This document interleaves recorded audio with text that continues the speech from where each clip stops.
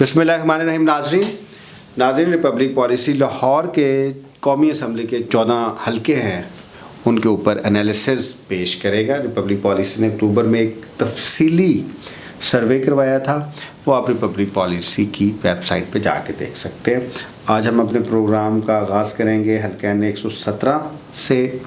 शादरा का हल्का है। हमारे साथ मलिक अब्दुल लतीफ़ साहब और मुबशर नदीम साहब हाज़िर हैं। आपका बहुत शुक्रिया जी मुबशर। आप क्योंकि इस हल्का में 117 में रहे भी हैं, तो थोड़ा सा हमें बताइएगा ये हल्का 117 किन एरियाज़ पे मुश्तमिल है। बिस्मिल्लाहिर्रहमानिर्रहीम, बहुत शुक्रिया सर।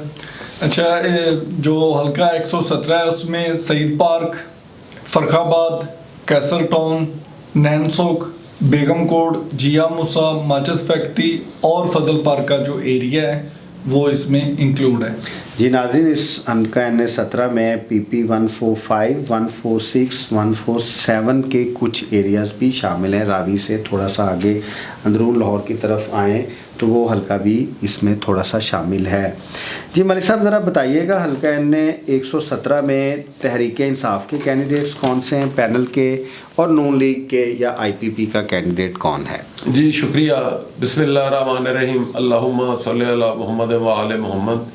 जी नाज़रीन, हल्का N 117 लाहौर 1, यहाँ पर PTI के हिमायत याफ्ता जो उम्मीदवार हैं वो हैं अली एजाज भुट्टर साहब, और उनके साथ जो विंग में सूबाई असम्बली PP 145 पे यासिर गिलानी साहब हैं, जबकि PP 146 पे जुनैद रज़ाक एडवोकेट साहब हैं, जबकि PP 147 147 जिसका कुछ एरिया N 117 में है, वहाँ पर PTI के हिमायत याफ्ता उम्मीदवार हैं मोहम्मद खान मदनी साहब, जबकि इनके मद्दे मुकाबिल यहाँ पर PMLN की IPP के साथ सीट एडजस्टमेंट है। उस सीट एडजस्टमेंट के नतीजे में यहाँ पर अलीम खान साहब कौमी असम्बली के उम्मीदवार हैं, जिनका तल्लक जो है वो इस्तेहकाम में पाकिस्तान पार्टी से है, IPP से। तो और यहाँ पे जो अलीम खान के पैनल में PP 145 145 पे समीउल्लाह खान साहब हैं, जबकि 146 पे गजाली सलीम भट्ट साहब हैं, जबकि 147 147 जो पूरे का पूरा हल्का 117 में शामिल नहीं है लेकिन उसके कुछ इलाके शामिल हैं, वहाँ से हमजा शहबाज शरीफ साहब सूबाई असम्बली के उम्मीदवार हैं। जी नाज़रीन, यहाँ पे अलीम खान साहब का इंतखाबी निशान उकाब है IPP का, जैसा कि आप जानते हैं। जो मुस्लिम लीग नून के 3 उम्मीदवारान हैं विंग में, उनका इंतखाबी निशान जो है वो शेर है। अली एजाज भुट्टर साहब जो N 117 के उम्मीदवार हैं, उनका इंतखाबी निशान प्याला बाउल है। जो 145 के यासिर गिलानी हैं, उनका इंतखाबी निशान डक है। 146 में जो जुनैद रज़ाक साहब हैं, उनका जो निशान फूल है, और जो मोहम्मद खान मदनी साहब हैं उनका निशान बैट है। तो सब आपसे क्वेश्चन है, आप PTI के पैनल को 4 इंतखाबी निशान याद करना होंगे, जबकि अलीम खान के पैनल को 2 इंतखाबी निशान याद करना होंगे। तो तहरीक इंसाफ के सपोर्टर्स को, वोटर्स को मसाइल का सामना नहीं करना पड़ेगा। जी देखिए, टू सम एक्सटेंट तो आप कह सकते हैं, लेकिन ये अब तो काफ़ी दिन हो गए हैं ये कैंपेन, जिसको आप डिजिटल कैंपेन भी कह सकते हैं, वो भी अपने ज़ोर शोर पर है, और जो फिज़िकल कैंपेन है, ऑन फील्ड कैंपेन, वो भी हो रही है, चल रही है। तो जाहिर है अब कैंडिडेट्स ने अपने जो वोटर्स हैं, अपने हल्का अहबाब जहाँ से उन्होंने इलेक्ट होना है, जिन लोगों से उन्होंने वोट लेने हैं, तो जाहिर है वहाँ पर उन्होंने अपने इंतखाबी निशान वोटर्स तक पहुँचाने हैं कि हमारा कौन सा इंतखाबी निशान है। जाहिर है अगर एक पार्टी एक इंतखाबी निशान पे हो तो वोटर्स के लिए सहूलत होती है। तो वो अब बदकिस्मती से हमारा निज़ाम जो है उसने इस तरह का सलूक किया है कि एक पार्टी को दीवार के साथ लगाया है, और उनके पैनल में भी सबको अलग-अलग निशान कि चलें, उनका अपना इंतखाबी निशान नहीं था तो पैनल पूरे को तो एक इंतखाबी निशान दे सकते थे, लेकिन जानबूझ के ये इस तरह के हथकंडे इस्तेमाल किए गए हैं।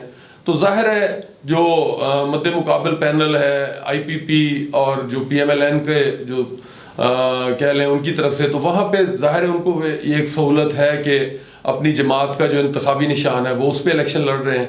तो ज़ाहिर है वोटर्स के लिए थोड़ा सा डिफ़िकल्टी तो ज़रूर है, लेकिन मैं समझता हूँ कि जी सोशल मीडिया का दौर है, तो अब लाहौर शहर है, तो ज़ाहिर है उम्मीदवारों ने थोड़ी मेहनत करनी है, मेहनत करके अपने वोटर्स तक अपना इंतखाबी निशान कन्वे करना है। तो कुछ ना कुछ परसेंटेज तो आप कह सकते हैं कि इसका इफ़ेक्ट होगा, लेकिन कोई बहुत ज़्यादा डिफरेंस ये नहीं कि जी पीटीआई का हमायत याफ्ता पैनल सिर्फ इस वजह से उड़ जाए कि जी उनका इंतखाबी निशान जो है वो लोगों को याद नहीं थे, या उन्होंने वोटर्स ने इंतखाबी निशान का इल्म ना होने की वजह से वोट ज़ाया किया है। तो ऐसा 2-4% मैक्सिमम 5% तक है, ज़्यादा फ़र्क नहीं पड़ेगा। मतलब साहब आपसे यही क्वेश्चन है, मुख्तसरन बताइएगा, हम एक कंपैरेटिव एनालिसिस ड्रॉ करते हैं पैनल्स के दरमियान। पीटीआई का पैनल वर्कर्स का पैनल है, अलीजाज भुट्टर भी उनके लॉयर वर्कर हैं, यासिर गिलानी बहुत पुराने उनके वर्कर हैं, जुनेद रज़ाक साहब भी उनके एक लॉयर है जो बहुत बड़े इलेक्टेबल नहीं हैं, मोहम्मद खान मदनी भी तहरीक इंसाफ के पुराने वर्कर हैं, वो कि वो एनए का और सूबाई असम्बली का इलेक्शन लड़ चुके हैं। मेरा जहाँ अब आप इसको कंपेयर करवाएं नून लीग वाले पैनल से, अलीम खान साहब वेटरन हैं, समीउल्लाह खान साहब एक्स MP हैं, बड़ा नाम है इनकी फैमिली में भी, मखसूस नशस्त पे इनकी मिसेस भी MP हैं, इस्लीम भट्ट साहब भी एक वेटरन इलेक्टेबल कह सकते हैं शहर की हद तक, और फिर हमजा शहबाज शरीफ हैं जो नून लीग की क़यादत के मेन हैं। तो पॉलिटिकल पार्टीज़ का तो ज़ाहिर है हमें पता है कि पॉपुलर वोट में तहरीक इंसाफ आ गया। अब अगर आप दूसरा स्टेप देखें कैंडिडेट्स, तो फिर पैनल तो मजबूत नज़र आ रहा है अलीम खान का। देखिए, आप इसको पैनल को मजबूत या कमज़ोर नहीं, पीटीआई की एक बड़ी अच्छी जो मुस्बत बात है कि उन्होंने अपने वर्कर्स को टिकट दिए, वर्कर्स को मैदान में उतारा। तो अब टेस्ट जो है वो पीटीआई के जो एक्टिविस्ट हैं, जो उनके वोटर सपोर्टर, उनके सोशल मीडिया टीम के हैंडलर हैं, ये उनका टेस्ट है, क्योंकि यहाँ पे लाहौर में तो पॉपुलर वोट 75% है जब पूरे लाहौर को डिस्कस करते हैं।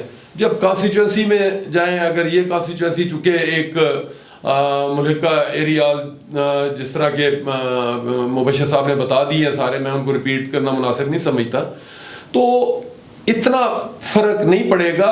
अब जो पीटीआई के वोटर हैं, सपोर्टर हैं, जो नज़रियाती तौर पे इमरान खान साहब के साथ हैं, तो ये उनका टेस्ट है कि क्या वो पॉपुलर वोट सारे को पोलिंग स्टेशन तक ले जाने में कामयाब हो जाए, तो एक अच्छा तगड़ा मुकाबला आपको नज़र आएगा। कोई ये नहीं है कि अलीम खान का पैनल मजबूत पैनल है तो वो कोई वन साइडेड जीत जाएंगे, ऐसा हरगिज़ नहीं है। यहाँ पे एक आपको अच्छा मुकाबला जो है वो देखने को मिलेगा। जी नाज़रीन, रिपब्लिक पॉलिसी की जो मेथोडोलॉजी हल्का जीतने के, उसके 4 फैक्टर्स हैं। जैसा कि आप जानते हैं कि पॉपुलर वोट क्या है, पॉलिटिकल पार्टी क्या है, कैंडिडेट का धड़े का रवायती वोट क्या है, और फिर कैंपेन जो है वो कैसे वोट डलवाती है, पॉपुलर भी और धड़े का भी। मुबशर साहब, जब भी आपको फीडबैक लेते हैं 117 से, तो आप ये कहते हैं कि अलीम खान साहब ने कोई चौक चौराहा गली नहीं छोड़ी जहाँ पे उनका बैनर नहीं है, और उसके मुकाबले में आपको बहुत ही कम बैनर्स, एडवर्टीज़मेंट, बाकी चीज़ें नज़र आती हैं अलीजाज भुट्टर साहब की। तो इसके बारे में आप क्या कहें? जी सर, इसमें एक तो चीज़ ये होगी कि जिस तरह पाकिस्तान तहरीक इंसाफ को आज़ादाना इलेक्शन कैंपेन करने की एक तो इजाज़त नहीं है, दूसरा अगर वो कोई अपना बैनर या पेनाफ्लेक्स या इस तरह की कोई चीज़ अवेज़ा भी करते हैं कोई चौराहों में, गलियों में या बाज़ारों में, तो वो उतार ली जाती है। हाँ, ये आप कह सकते हैं कि उनके जो वॉलंटियर्स हैं वो उनकी स्ट्रेंथ है, और वो घर घर जाके जो अपना कैंडिडेट है वहाँ के कौमी असम्बली के और सूबाई असम्बलियों के, तो उनकी वो कैंपेन है जो उनके वॉलंटियर्स हैं वो कर रहे हैं। अच्छा मुबशर साहब, फिर पीटीआई की कैंपेन 2 तरह से हो रही है हल्के में, एक डिजिटल कैंपेन हो रही है और एक डोर टू डोर कैंपेन हो रही है। वेयर एज जो अलीम खान साहब और उनका पैनल है, उनकी डिजिटल कैंपेन भी हो रही है, ज़ाहिर है उनके अपने वर्कर्स हैं वो भी जाके डोर टू डोर कैंपेन कर रहे हैं, कॉर्नर मीटिंग्स भी हो रही हैं, रैलीज भी हो रही हैं। तो कैंपेन किसकी मजबूत लग रही है आपको? कंपेन इसमें हल्के की अगर हम बात करें तो कंपेन जो बज़ाहिर नज़र आ रहा है वो तो जो अलीम खान का पैनल है जिसने इत्तेहाद किया है नून लीग के साथ, उनकी नज़र आ रही है कि उनकी कंपेन जो है ना दिखने की हद तक वो मजबूत है। लेकिन अगर हम जिस तरह मलिक साहब ने भी बात की, डिजिटल का दौर है, पाकिस्तान तहरीक इंसाफ ने एक ऐप भी मुतारफ़ करवाई है कि अगर आप उस हल्के के वोटर हैं, सपोर्टर हैं, तो आप अपना आईडी कार्ड जो है वो उस ऐप पे सेंड करेंगे तो आपको जो उस हल्के का कैंडिडेट है उसके जो इंतखाबी निशान है वो भी आ जाएंगे। दूसरा जो मैंने पहले बात की कि उनके जो वॉलंटियर्स हैं वो अपनी जो कंपेन है वो बड़े अच्छे तरीके से कर रहे हैं। बशीर साहब आपसे क्वेश्चन है, इसका थोड़ा सा हम नफ्सियाती जायज़ा भी लेते हैं कि आप एक हल्के में रहते हैं, आप बाहर जाते हैं, आपको पता ही नहीं है कि एक पार्टी एग्जिस्ट कर रही है और जो दूसरी पार्टी है वो तमाम पैनाफ्लेक्सेस उसके हैं, बैनर्स उसके हैं, वॉल चॉकिंग उसकी है, उसने अपने दफातर खोले हुए हैं, जो ट्रेडिशनल वेज एंड मीन्स हैं वो हैं और लगता है कि पैसा लगा हुआ है। तो क्या ऐसे होने से वोटर की नफ्सियात पे असर पड़ता है कि हाँ क्योंकि ये जीत रहा है, ये ऐसा इम्पैक्ट क्रिएट हो रहा है और लोग शायद उसको वोट भी दे? इसमें सर एक चीज़ जो मैं बताना ज़रूरी है कि जो नज़रिए का वोट होता है, जो जिसको हम पॉपुलर वोट कहते हैं, जो पार्टी के साथ या लीडर के साथ खड़ा होता है, वो तो शायद इस चीज़ से अट्रैक्ट ना हो या वो इस साइड पे ना जाए। हाँ, जो धड़ेगा, चूँकि मैं यहाँ पे जो लाहौर में 75% पॉपुलर है और 25% धड़ेगा वोट है। धड़ेगा वोट आप कह सकते हैं कि वो शायद अट्रैक्ट हो इस चीज़ से, जो मतलब पैसा चलता है हल्के में या तरक्याती काम होते हैं या दूसरी और इस तरह की चीज़ें, जिस तरह तिब्बी सहूलतें हैं।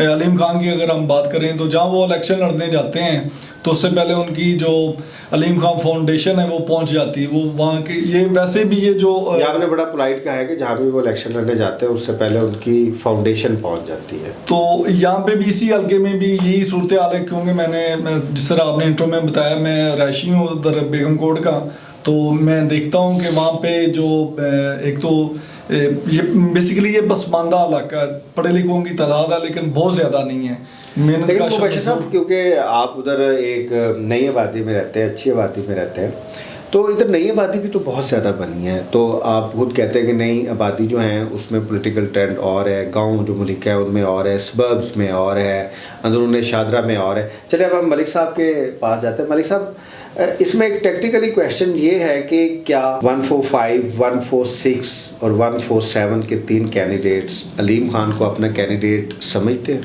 देखिए, बात ये है कि आप मुबशिर साहब से क्वेश्चन कम और गुगलियाँ उनको करवा रहे हैं, तो आप मुझसे पूछे, मैं आपको बताता हूँ। देखिए, अलीम खान एक टर्म कोट है, उसको मैं जो सियासत में एक टर्म इस्तेमाल होती है लोटाक्रेसी या लोटा वाली, मैं उसको गैर पार्लिमानी लफ्ज़ समझता हूँ, मैं उसको टर्म कोड कहूँगा। तो जनरली अवाम में उसको कोई पजीराई नहीं है। आप 2022 के इलेक्शन देख लें, जितने भी टर्म कोड्स थे उनको अवाम ने बुरी तरह रिजेक्ट किया।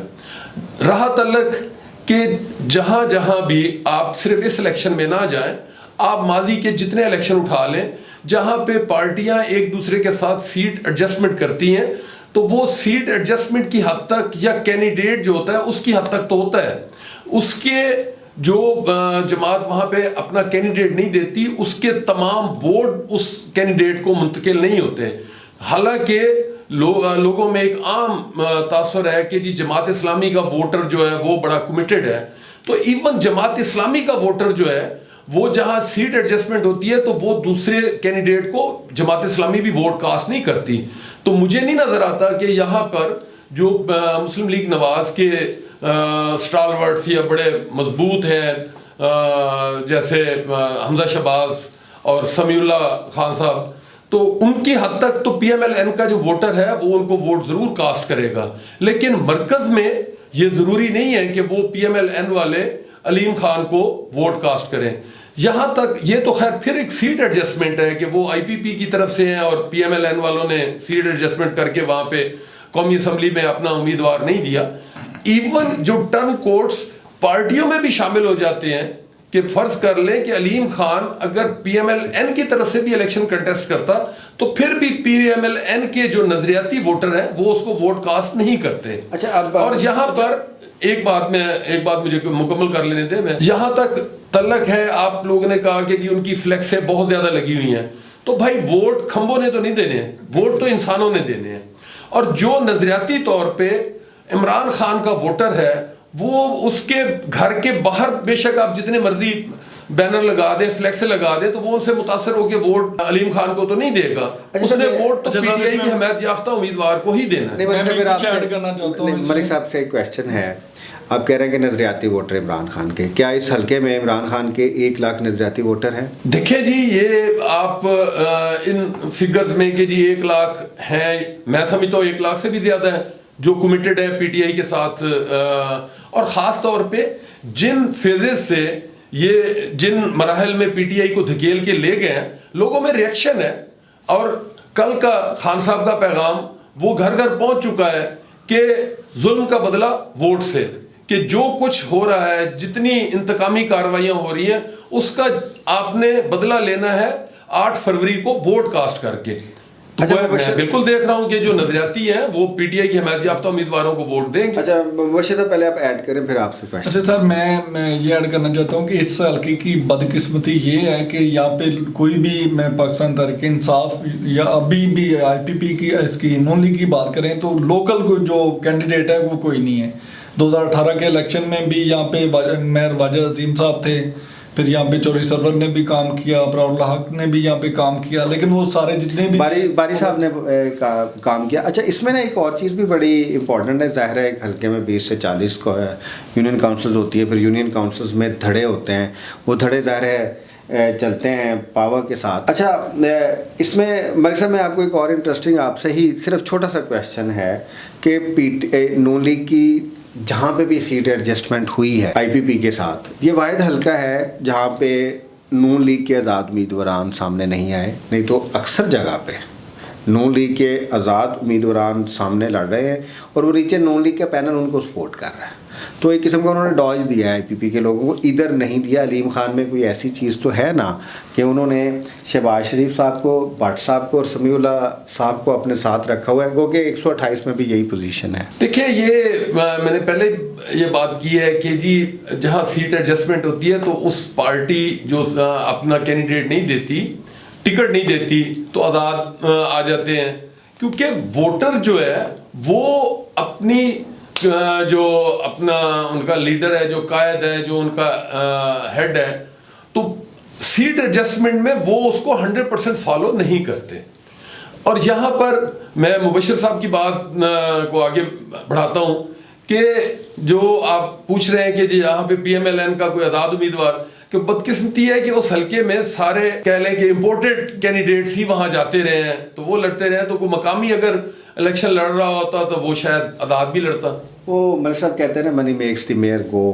अच्छा, that is something else. Mubashir साहब आपसे क्वेश्चन है, अब हम अलीम खान साहब को बड़ा डिस्कस किया, अली जाल भुट्टर साहब बड़े पैशनेटली हमने फॉलो किया है, हमारी टीम ने फॉलो किया, आप भी फॉलो कर रहे हैं, आपके वॉलंटियर्स भी कर रहे हैं, बड़ी स्पिरिटेड कैंपेन कर रहे हैं, डोर टू डोर जा रहे हैं और मोटिवेट किया है। लाहौर की सबसे बड़ी रैली भी उन्होंने निकाली थी, इसके बारे में बताइएगा। अच्छा सर, जो मैं 117 हल्का है, इसमें जो वोट है ना, वो मुकाबला अलीम खान और अली जाज भुट्टर में होगा, मुकाबला सख्त भी होगा, लेकिन जो पॉपुलर वोट है वो अली जाज भुट्टर साहब को पड़ेगा, मतलब पार्टी का वोट इनको पड़ेगा, नून को नहीं पड़ेगा। अच्छा, इसमें ना फिर यासिर, अब हम विंग्स की भी थोड़ी बात करते हैं। यासिर गिलानी साहब ने भी इधर बहुत काम किया हुआ है, उनका अच्छा खासा रसूख है, तो ये विंग उनकी बड़ी स्ट्रॉन्ग है और कुछ डेवलपमेंटल काम भी ऐसे हैं उस इलाके के कि जो पीटीआई कहती है हमने करवाए हैं। लेकिन फिर आप ये देखें कि इस हल्के में 30 से 35% रवायती वोट भी है, जो इस वक्त मुश्किल लग रहा है पीटीआई के साथ आना। कंपैरेटिव एनालिसिस ड्रॉ करवाएं ना, इलेक्शन कैंपेन आप देख रहे हैं, तो वोटर्स किसकी तरफ माइल है? जी साहब, मैं यहाँ पे बता दूं कि जो पॉपुलर वोटर है, पॉपुलर वोटर को हम नजरियाती वोटर इसीलिए कहते हैं कि वो एक नजरिए के तहत एक जमात के साथ वो वाबस्ता होता है। तो उस एतबार से तो अली जाज भुट्टर की पोजीशन जो है वो मुझे स्ट्रॉन्ग नजर आती है। और जो पीएमएल-एन का नजरियाती वोटर भी है वो यहाँ पे 100% अलीम खान के साथ नहीं जाएगा। वो 100% अगर लेट्स सपोज कि इस कॉन्स्टिट्यूंसी में फर्ज कर लें कि 50,000 PMLN का अगर नजरियाती वोटर है, जो पॉपुलर वोटर है PMLN का, तो वो 50,000 का 50,000 अलीम खान को नहीं जाएगा, हमजा शबाज या समीउल्ला या जो नीचे पैनल के हैं उनकी तरफ तो वो चला जाएगा। तो ऐसी सूरत हाल में तो आपको नजरियाती वोटर को जब आप सामने रखेंगे तो फिर आपको अली जाद भुट्टर का पलड़ा भारी नजर आएगा। अच्छा, एक और क्वेश्चन, आखिरी क्वेश्चन है आपसे मलिक साहब, आपसे फिर मैं इनसे भी फीडबैक लूँगा, मुबशिर साहब से। पाकिस्तानी कॉन्स्टिट्यूंसी में जीते हुए को वोट पड़ता है, न्यूट्रल वोट उसको देता है जो जीत रहा, वो हारे हुए को वोट नहीं देता। तो इसलिए पॉलिटिकल पार्टी के लिए या उम्मीदवार के लिए ये बहुत ज़रूरी होता है कि वो एक ऐसा फील दें कि वो एटलीस्ट मुकाबला कर रहे हैं। तो इधर फैक्टर दे रहे हैं अली जाद भुट्टर साहब के वो मुकाबले में? देखिए, बात आप फिर वो लेके जा रहे हैं ट्रेडिशनल वोट पे। जो नजरियाती है, कमिटेड है, वो तो पार्टी के साथ जाएगा, वो देगा अली जाद भुट्टर साहब को। जो धड़े के वोट हैं, ट्रेडिशनल वोट हैं, उनमें एक परसेंटेज होती है कि वो देखते हैं कैंपेन को, हालात को।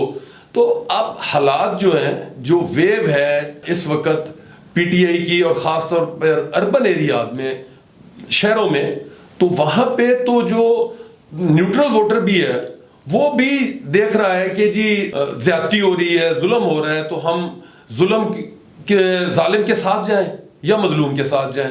मुबशिर साहब, आपसे क्वेश्चन है आखिरी। पाकिस्तानी मुआशरे में क्योंकि बहुत डिप्लोमेटिकली हम बात करते रहते हैं एज ए थिंक टैंक, लेकिन कुछ हकीकतें भी हैं।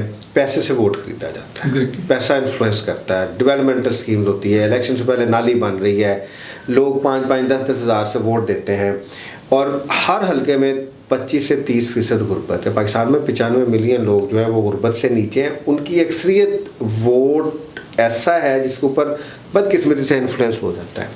जब पैसा चलता है एक हलके में 20 से 25% धड़े का वोट आता है, वो लेके आता है, कोई इसको माने ना माने, और वो डिसाइडिंग फैक्टर होता है। 30, 35, 40 हज़ार तक वोट लोग पैसे से निकाल लेते हैं।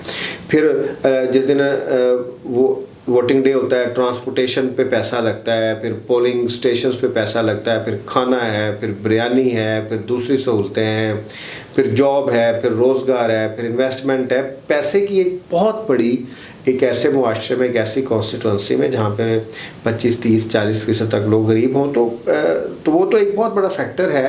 तो इस फैक्टर को अगर आप देखें तो फिर तो अली जाद भुट्टर साहब मुश्किल में लग रहे हैं। जी सर, बिल्कुल ठीक कहा आपने।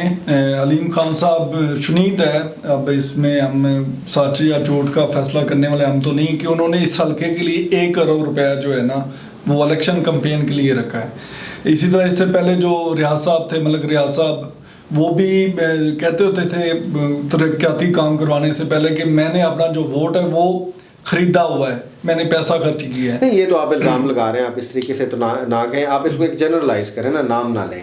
नाम नहीं ले रहा सर, लेकिन ये जो हकीकतें हैं जो हम हल्के के हम ये मेरा क्वेश्चन ये है, क्योंकि आपने इसके ऊपर काम किया, आपको फीडबैक आता है। जो फीडबैक आया, हमने बहुत कम शेयर किया कि पाकिस्तान की हर कॉन्स्टिट्यूंसी में 25 से 30% वोट खरीदा जा सकता है, और ये पूरा एक मॉडल है, लोग खरीदते हैं। तो वो इस हल्के में भी खरीदा जाए, फ़र्ज़ करें, तो फिर अली जाद भुट्टर साहब जो कहते हैं उनकी आइडियोलॉजी है, अब वो आइडियोलॉजी की सेहत कैसी भी, हम उसके बारे में बात नहीं कर सकते, वो तो फिर ट्रबल में नहीं आ जाएंगे। सर ट्रबल अगर तो उन्हें आज़ादाना कंपेन करने दी जाए, इलेक्शन कंपेन, फिर दूसरा जिस तरह वो अगर कोई दफ्तर खोलने का ऐलान करते हैं तो वहाँ पे अपना इसको ऐसे भी कहें ना, ये रिसोर्सेज वर्सेस वॉलंटियर्स हैं, पीटीआई के वॉलंटियर्स हैं, उनका पैशन कितना है और इधर रिसोर्सेज हैं, उससे कितनी चीज़ होती है। मलिक साहब, इसके ऊपर कंक्लूड कर दें, रिसोर्सेज वर्सेस वॉलंटियर्स मुकाबला है।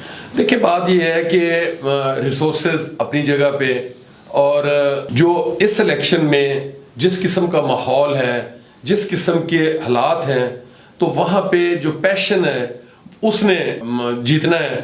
तो मैं पैशन में तो अली जाद भुट्टर को प्लस में देखता हूँ। जी नाज़रीन, क्योंकि आपने इससे पहले भी हमारा प्रोग्राम देखा, ये बुनियादी तौर पे रिसोर्सेज का और वॉलंटियर्स का मुकाबला। अगर वॉलंटियर्स बाहर आते हैं, अच्छे खासे पीटीआई के वॉलंटियर्स हैं, यूथ है, ख़वातीन हैं, तो फिर वो लीड भी ले सकते हैं। अगर वो उस लिहाज से वापस नहीं आते तो दूसरी साइड पे ऑर्गेनाइजेशन है, स्ट्रक्चर है, रिसोर्सेज हैं और एक बहुत ही पॉपुलर किस्म की आप कह सकते हैं कि एक अपील है। उस लिहाज से पॉपुलर अपील नहीं, दूसरी पॉपुलर अपील है कि वो बहुत मजबूत है अलीम ख़ान, तो फिर अलीम ख़ान साहब जीत सकते हैं। कोई भी बंदा जीत सकता है, डिपेंड करता है इलेक्शन कैंपेन कैसी होती है, पोलिंग डे मैनेजमेंट कैसे होती है। मलिक साहब आपका और मुबशर साहब आपका बहुत शुक्रिया। अगर आपको हमारा चैनल पसंद आए इसको लाजमी सब्सक्राइब करें। हम पाकिस्तान के हर हल्के के बारे में आपको तजिया देते रहेंगे। अल्लाह हाफिज़। अल्लाह हाफिज़।